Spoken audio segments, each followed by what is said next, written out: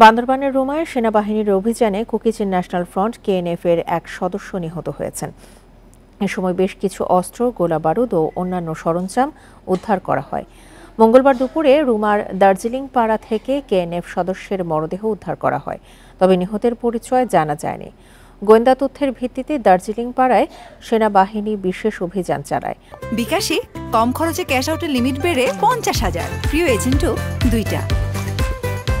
টহল দল তল্লাশি চালানোর সময় সন্ত্রাসীদের সঙ্গে গুলি বিনিময় হয়। এ সময় কেএনএফ এর এক সদস্য গুলিবিদ্ধ হয়ে ঘটনাস্থলেই নিহত হন। পরে কেএনএফ এর ব্যবহার করা 3টি AK-22 রাইফেল, একটি শটগান, 71 রাউন্ড গুলি উদ্ধার করা হয়। এছাড়া একটি ড্রোন, 3টি জুমল্যান্ডের পতাকা এবং ওয়াকিটকি সেট উদ্ধার করা হয়েছে।